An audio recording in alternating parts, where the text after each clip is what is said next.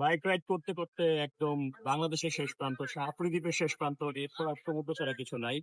তা আমার অনেক দিনের স্বপ্ন ছিল যে সাপুরি দ্বীপে এসে শেষ মাথায় এখানকার পানি স্পর্শ করবো। আমি সেই স্বপ্ন পূরণের যাত্রা একদম শেষ প্রান্তে শেষ করবো, ঠিক